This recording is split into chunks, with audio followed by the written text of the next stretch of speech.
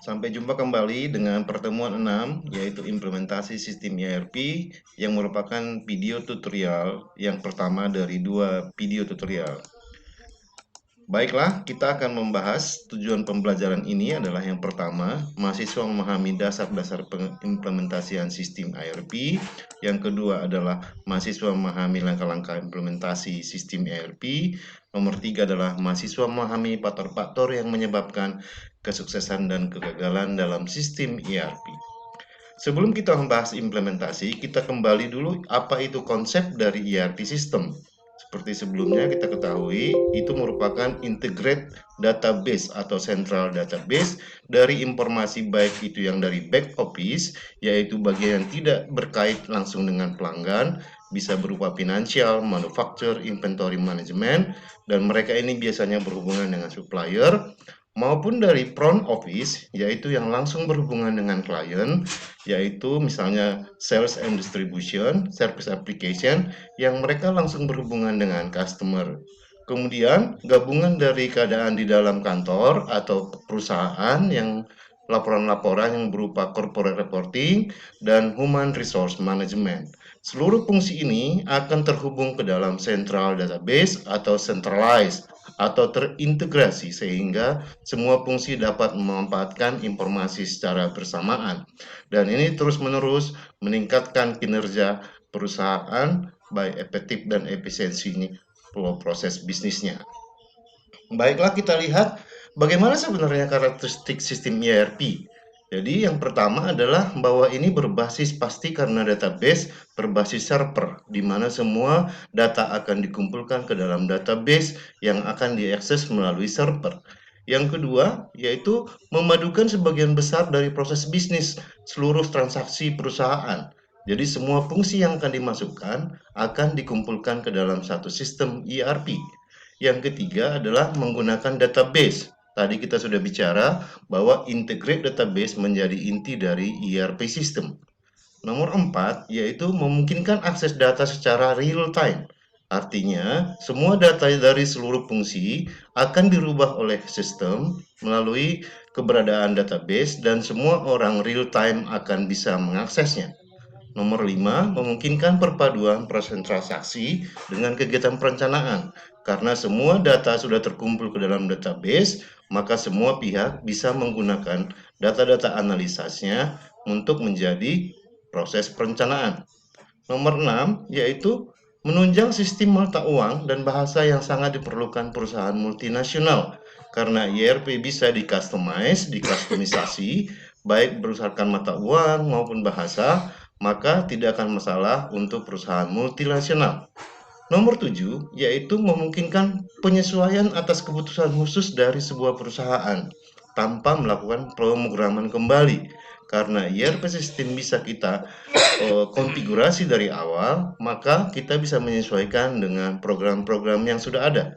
Nomor 8, tentunya kita akan melihat bagaimana sebenarnya detail dari sistem ERP itu.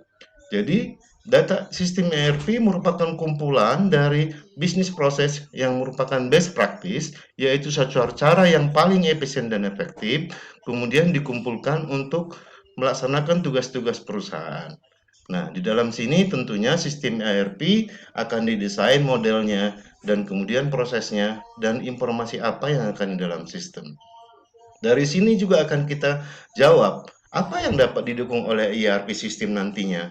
Apakah seluruh transaksi dari seluruh departemen atau sebagian atau tidak, itu kita bisa tentukan atau konfigurasi.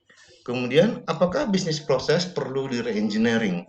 Jadi, kalau kita pada pelajaran sebelumnya bahwa inti dari ERP system itu adalah perbaikan atau rehabilitasi atau perbaikan dari bisnis proses supaya lebih efisien dan lebih efektif. Yang ketiga, apakah struktur organisasi perusahaan perlu dievaluasi atau dirubah? Jadi, seiring dengan perkembangan atau analisis bisnis proses, kita juga pasti menganalisis struktur organisasi di dalam bisnis kita. Demikian untuk sistem ERP dan ini kita masuk kepada contohnya, yaitu contoh bagaimana ERP akan menyimpan seluruh informasi yang ada di perusahaan. Yang pertama misalnya elemen organisasional. bisa menggambarkan struktur perusahaan secara lengkap dan kita beri kasih kode dan nama-nama sesuai dengan keberadaan perusahaan. Jadi, ini contohnya, di mana seluruh elemen organisasi diberi struktur yang jelas dan dimasukkan ke dalam ERP sistem, dari mulai misalnya company code ya atau kode perusahaan atau organisasi penjualan, plan atau pabrik, shipping point dan sebagainya. Jadi semua bagian-bagian akan terrekord ke dalam ERP system. Ya, kemudian contoh kedua yaitu bahwa ERP sistem akan ada master data yang akan tersimpan. Master data adalah kumpulan data-data utama yang harus dibuat dengan benar supaya transaksi bisa dilakukan antar bagian, antar perorangan, antar departemen, bahkan ke customer maupun ke konsumen. Master data ini akan tersimpan terus dalam server dan semua orang diperkenankan untuk mengaksesnya. Contohnya itu adalah master data tentang pelanggan. Maka akan terdiri bisa kita mengambil di sana tentang data-data penjualan, kemudian data-data perusahaannya, kemudian data-data transaksinya. Jadi bisa diambil oleh semua bagian. Nah, tentunya konfigurasi awal akan sangat dipengaruhi oleh 4 jenis, yaitu data ownership, distribusi prosedur, kemudian transaction, dan tentunya data manajemen. Data ownership adalah siapa yang bertanggung jawab terhadap database kita. Harus ditentukan dalam konfigurasi. Kemudian distribusi prosedur adalah apakah proses bisnisnya mau disentralisasi atau ada pengendalian lokal. Misalnya pabrik A dengan pabrik B bisa kita buat pengendalian lokal atau bisa disentralisasi. Begitu juga dengan transaksinya. Apakah itu kita bisa lacak seluruhnya atau bisa kita agregasi ya. Kemudian data manajemen, apakah sentralisasi mendukung seluruh bagian atau bisa kita mendukung lokal data manajemen. Ini akan mempengaruhi konfigurasi. Dan pada akhirnya setelah sistem dikonfigurasi, masuklah kita ke dalam implementasi. Dalam kasus ini, beberapa hal penting lagi yang penting kita perhatikan bahwa kita harus memperhatikan data migrasi, yaitu dari sistem lama ke ERP sistem yang baru. Kemudian kita akan berhadapan dengan interface, kemudian bagaimana report nanti ERP akan dibuat, kemudian kapan kita mengadakan pilot testingnya, di divisi mana, dan yang nomor 5 adalah bagaimana kita mengatur sistem keamanan dan sistem aksesibilitasnya. Dan yang terakhir adalah bagaimana kita melatih end user atau pengguna-pengguna akhir dari sistem ini.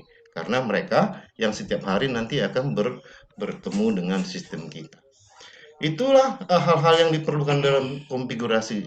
Dan kemudian untuk implementasi kita ada 3 tahapan, yaitu pre-implementation, implementation, dan post-implementation. Pre-implementation adalah menjawab apakah memang perusahaan butuhkan ERP. Perlu ada jawaban dari manajemen dan apa faktor kesuksesan yang akan diharapkan. Kemudian implementasi tentunya kita setelah mempersiapkan konfigurasi, mempersiapkan organisasi proyeknya dan sebagainya, kita akan melaksanakan atau mengimplementasikan ERP itu. Setelah diimplementasikan, tentu langkah terakhir adalah kita mengevaluasi atau memonitor bagaimana fungsi dari ERP dapat dijalankan di perusahaan. Itu 3 hal yang menjadi gambaran besar bagaimana implementasi ERP ditentukan. Nah, mari kita lihat satu persatu apa langkah-langkahnya implementasi. Yang pertama adalah audit assessment, yaitu menjawab apakah memang ERP dibutuhkan oleh perusahaan dan akan menguntungkan. Itu harus dijawab oleh manajer dan pemilik perusahaan.